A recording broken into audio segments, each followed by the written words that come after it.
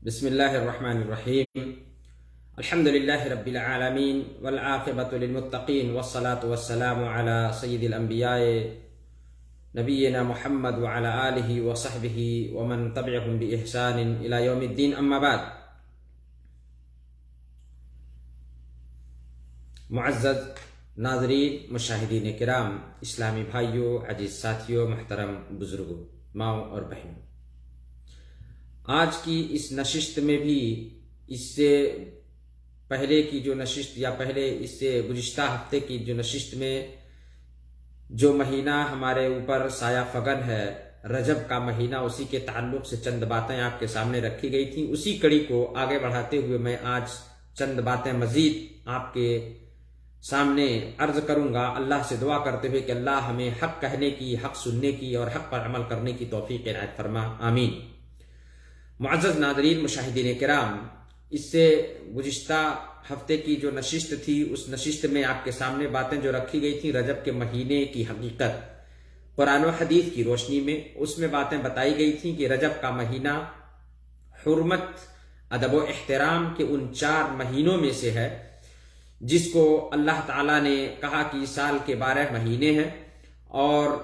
یہ آج سے نہیں، اسی دن سے جس دن اللہ تعالیٰ نے آسمان و زمین کو پیدا کیا، اور ان میں سے 4 مہینے حرمت کے ہیں، یعنی ادب اور احترام کے ہیں۔ لڑائی جھگڑا کرنا، گناہ کا کام کرنا، خصوصی طور پر، عمومی طور پر ہر مہینے میں، خصوصی طور پر ان 4 مہینوں میں جو ہے اس کی حرمت مزید بڑھ جاتی ہے، اور اس 4 مہینے کا احترام اور اس 4 مہینے میں کوئی بھی کسی بھی قسم کی معصیت، گناہ اور جنگ، لڑائی جھگڑا، یہ سب کرنا خصوصی طور پر منع ہے۔ معزز ناظرین، اور ان 4 مہینوں کی تعین حدیث کی روشنی میں بتائی گئی تھی کہ اللہ کے نبی صلی اللہ علیہ وسلم نے ان 4 مہینوں کی تعین فرمائی اور کہا کہ 3 مہینے مسلسل آتے ہیں، اور وہ ہیں ذوالقعدہ، ذوالحجہ اور محرم، اور کہا مضر قبیلے جس مہینے کا خصوصی طور پر احترام کرتے تھے وہ رجب کا مہینہ جو جمادی الاخری اور شعبان کے بیچ پڑتا ہے، جو کہ یہ مہینہ ہمارے اوپر سایہ فگن ہے۔ قرآن سے اور حدیث سے یہ بات ثابت ہے کہ یہ رجب کا مہینہ حرمت کے، ادب و احترام کے ان 4 مہینوں میں سے ایک ہے۔ اب آئیے آج مزید جو اس رجب کے مہینے کے تعلق سے اسلام کے اندر مزید باتیں اضافہ کر لی گئی ہیں، اس میں جو ہے کچھ چیزیں بناوٹی اور موضوع مکذوب، جھوٹی باتیں اسلام میں اس کا حکم ہے کہہ کر کے اس مہینے کے تعلق سے جوڑ دی جاتی ہیں، اس کی حقیقت ہم جانتے ہیں۔ قرآن و حدیث کی روشنی میں اگر دیکھا جائے تو صرف یہ ثابت ہے کہ رجب کا مہینہ یہ حرمت اور ادب احترام کے ان 4 مہینوں میں سے ایک ہے، لیکن اس مہینے کے اندر کیا کوئی خاص عبادت کا حکم ہے یا اس کی کوئی فضیلت ہے؟ روزہ رکھنا، خاص طور پر رات کو جگ کر کے نمازیں پڑھنا اس مہینے کے اندر، یا اس طرح سے اس مہینے کی کسی دن میں کوئی خاص عبادت کرنا، اس کی کوئی صریح دلیل اور صحیح دلیل موجود ہے؟ تو ہم اس کی صریح دلیل قرآن و حدیث میں تو ہے ہی نہیں جو صحیح ہو۔ آئیے اس کو ہم سلف صالحین اور اسی طرح سے علماء کے اقوال سے بھی ہم اس کو اگر دیکھتے ہیں تو سب سے پہلے ہم علماء کے اقوال کو اگر دیکھیں تو شیخ الاسلام ابن تیمیہ رحمہ اللہ اس رجب مہینے کے تعلق سے جو باتیں جو جوڑ دی گئی ہیں، اضافی چیزیں، عبادت کی فضیلت بتا دی گئی ہے، کہیں روزے کی فضیلت، کہیں پہلے جمعے کی فضیلت، کہیں صلاۃ الرغائب، کہیں اس طرح سے رات کو نماز پڑھنا اس مہینے کے اندر، یا 27 رجب کی 27 تاریخ کو اسراء اور معراج سے جوڑ کر کے اس دن کا خصوصی طور پر روزہ رکھنا اور اس کی فضیلت کو اجاگر کرنا اور جاننا کہ یہ اس عقیدے سے اور اس نیت سے روزہ رکھنا اس مہینے میں کہ یہ مہینہ بڑا بابرکت مہینہ ہے، اور اس میں روزے کی فضیلت یا کسی بھی عبادت کی فضیلت، عمرہ کرنے کی فضیلت بڑھ جاتی ہے۔ تو اس کے تعلق سے جو بھی حدیثیں ہیں اس کا حکم کیا ہے؟ شیخ الاسلام ابن تیمیہ رحمہ اللہ کہتے ہیں کہ رجب کے مہینے کا روزہ رکھنا، خصوصی طور پر رجب کے مہینے میں کسی دن کا خاص روزہ رکھنا، کہتے ہیں کہ اس کے تعلق سے جتنی بھی حدیثیں ہیں سب کے سب ضعیف ہیں، ضعیف ہی نہیں بلکہ موضوع ہیں، اور اہل علم ان میں سے کسی ایک حدیث پر بھی اہل علم نے اعتماد نہیں کیا، سب کے سب موضوع ہیں یا حد درجہ ضعیف ہیں، اور یہ وہ ضعیف حدیثیں ہیں کہ جو فضائل میں بیان کر دی جاتی ہیں جو کچھ کم ضعیف ہوتی ہیں، لیکن ان احادیث کا ضعف اس قدر شدید ہے، یعنی اتنی شدید ضعیف حدیثیں ہیں کہ وہ مکذوب یعنی جھوٹی اور موضوع روایتوں تک پہنچتی ہیں، یعنی ایسی حدیثیں، ضعف ان حدیثوں کا ایسا نہیں ہے کہ اس کو فضائل میں بیان بھی کیا جا سکے، ایسی ضعف نہیں ہے، بلکہ من گڑھت اور جھوٹی حدیثوں تک اس کی سندیں ایسی سندیں ہیں یا ایسی چیزیں ثابت ہوتی ہیں کرتے ہیں لوگ، اور اس کو حدیث کہہ دیتے ہیں کہ جو مکذوب ہے، یعنی جھوٹی کہی ہوئی بات ہے نبی پاک صلی اللہ علیہ وسلم پر اور بنائی ہوئی باتیں ہیں۔ اسی طرح شیخ ابن عثیمین رحمہ اللہ سے جب پوچھا گیا رجب کے مہینے کی 27ویں تاریخ کو روزہ رکھنے اور اس رات کو قیام کرنے، خاص نمازیں پڑھنے کے تعلق سے جب ان سے پوچھا گیا تو انہوں نے کہا کہ 27 تاریخ کا روزہ یا اس رات 27ویں کی رات کو، اس مہینے رجب کے مہینے کی 27ویں تاریخ کا قیام کرنا، خاص کر کے اس کو مخصوص کر لینا قیام کرنے کے لیے اور اس کی فضیلت سمجھتے ہوئے کرنا، کہتے ہیں کہ یہ بدعت ہے، صریح طور پر یہ بدعت ہے، اور ہر بدعت گمراہی ہے۔ ایسا نہیں کہ بدعت حسنہ عبادت ہی تو کرتے ہیں، نہیں، کہا یہ بدعت ایسی بدعت ہے کہ یہ بدعت ہے اور یہ بدعت گمراہی تک لے جانے والی ہے۔ اسی طرح سے حافظ ابن حجر رحمہ اللہ اس رجب کے مہینے کے تعلق سے اپنی کتاب تبیین العجب بما ورد فی شہر رجب، ایک کتاب حافظ ابن حجر رحمہ اللہ نے لکھی جو بخاری شریف کے شارح بھی ہیں اور بڑی مقبول اور بڑا مشہور ان کی شرح ہے بخاری کی، فتح الباری۔ وہ حافظ ابن حجر رحمہ اللہ لکھتے ہیں کہ اپنی کتاب تبیین العجب بما ورد فی شہر رجب، ایک کتاب انہوں نے لکھی اور اس کے اندر وہ کہتے ہیں کہ رجب کے مہینے کی فضیلت کے بارے میں، اور نہ ہی اس رجب کے مہینے میں کسی دن کا روزہ رکھنے کے بارے میں، اور نہ ہی کسی دن کو خاص دن مان کر کے اس کا روزہ اور اس کی عبادت کرنے کے بارے میں، نہ ہی کسی رات کو خاص طور پر عبادت کی فضیلت کے بارے میں جتنی بھی حدیثیں کہتے ہیں کہ یہ کوئی بھی ان تمام چیزوں کے متعلق کوئی بھی حدیث وارد، صحیح حدیث وارد نہیں ہوئی ہے، اور نہ ہی ایسی حدیث ہے کہ جس کو حجت مانا جائے، جو دلیل کے طور پر پیش کیا جائے۔ بلکہ ساتھ ہی ساتھ یہ بھی کہتے ہیں کہ رجب مہینے کی فضیلت کے بارے میں جتنی بھی حدیثیں صریح طور پر جو حدیثیں وارد ہوئی ہیں، یا رجب مہینے کے روزے کی فضیلت، یا اسی طرح سے اس مہینے میں کسی خاص دن کے روزے اور نماز کے بارے میں جتنی بھی حدیثیں صریح طور پر وارد ہوئی ہیں، کہتے ہیں کہ اس کی دو قسموں سے وہ خالی نہیں ہیں، وہ ساری حدیثیں دو قسموں سے خالی نہیں ہیں۔ ایک قسم ہے جو ضعیف ہے اور ایک قسم ہے جو موضوع ہے۔ ایک قسم جو ضعیف ہے، یعنی ضعیف یا موضوع کے بیچ ہی ہیں وہ حدیثیں، اور ضعیف بھی ایسی شدید ضعیف حدیث ہے کہ وہ مکذوب تک پہنچتی ہے، جھوٹی روایتوں تک پہنچتی ہے۔ یہ حافظ ابن حجر رحمہ اللہ کا جو ہے قول ہے۔ اور دوسری قسم ہے یا تو وہ موضوع ہے، موضوع کا معنی بالکل بنائی ہوئی حدیث، من گڑھت، کہیں سے اس کی کوئی سند نہ صحابہ تک پہنچتی ہو، تابعین، نہ صحابہ نہ رسول تک اس کی سند پہنچتی ہو، لوگوں کی بنائی ہوئی حدیثیں ہیں، موضوع اور من گڑھت حدیثیں ہیں۔ اور بلکہ انہوں نے ضعیف حدیثوں کو اکٹھا کیا، رجب مہینے کی فضیلت اور اس مہینے کے اندر کسی روزے یا اور عبادتوں کی اور رات کو جاگ کر عبادت کرنے کی کسی خاص عبادت کی فضیلت کے بارے میں جو حدیثیں صریح طور پر وارد ہوئی ہیں، تو کہتے ہیں کہ یا تو ضعیف ہے یا تو موضوع ہے۔ ضعیف کو انہوں نے اکٹھا کیا تو 11 حدیثیں ہیں، اور موضوع جو حدیثیں ہیں وہ 21 حدیثوں کو انہوں نے ایک جگہ جمع کیا، تبیین العجب بما ورد فی شہر رجب اپنی کتاب کے اندر۔ معلوم ہوا کہ اس تعلق سے جتنی بھی حدیثیں وارد ہوئی ہیں رجب کے مہینے کے تعلق سے، اس رجب کے مہینے کی فضیلت کے تعلق سے، اس رجب کے مہینے میں 27ویں کی تاریخ ہو یا کوئی اور تاریخ ہو یا پہلا جمعہ ہو، صلاۃ الرغائب کے نام پر ہو، یا نفلی روزہ کی اس مہینے میں فضیلت خاص کر کے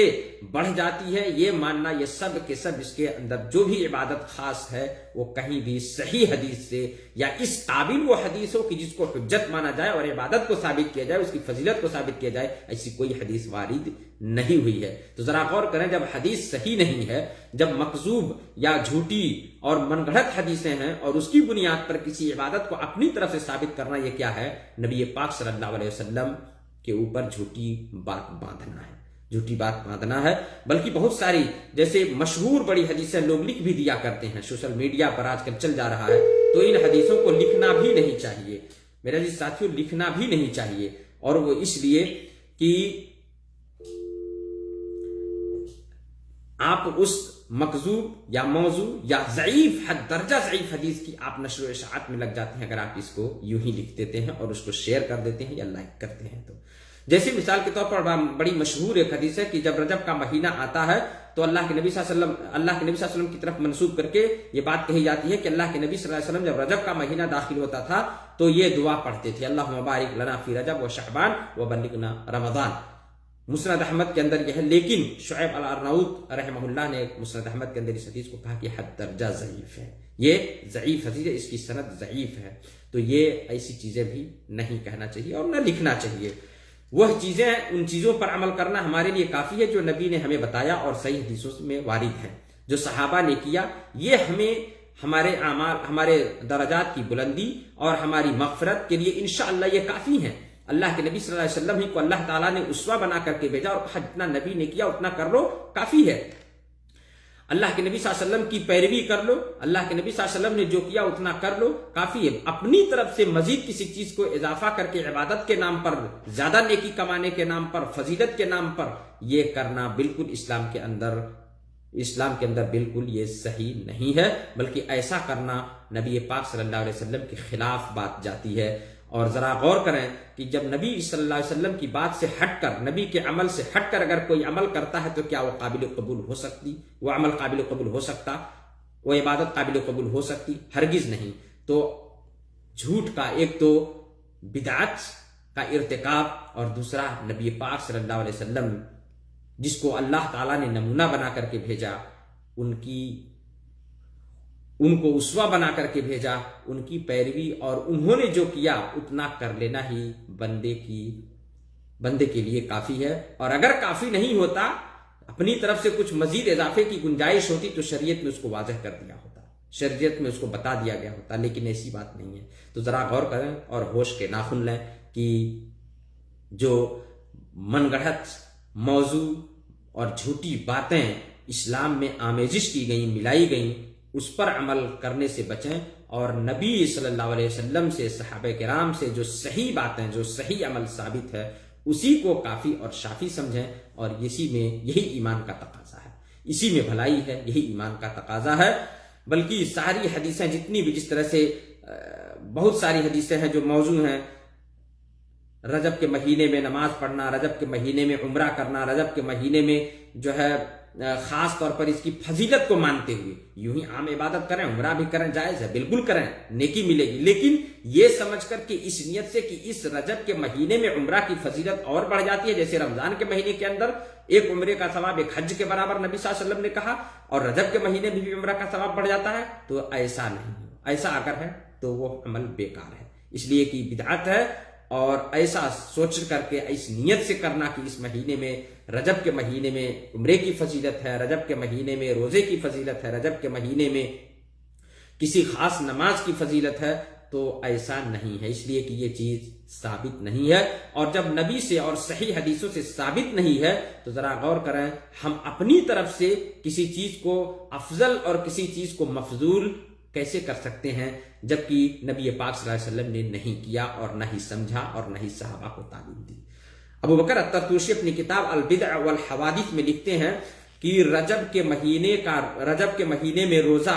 رکھنا، یہ 3 وجوہات کی بنیاد پر، اس کو فضیلت سمجھنا، اس کو کرنا، کہتے ہیں کہ 3 وجوہات کی بنیاد پر یہ مکروہ ہوتے ہیں، کیونکہ جب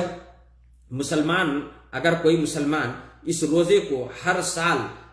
جیسا کہ عام لوگ کرتے ہیں، اگر اس کو خاص کر لیتا ہے کسی ایک دن کے روزے کو یا رجب کے مہینے کے کسی روزے کی فضیلت کو مان کر کے روزہ رکھنا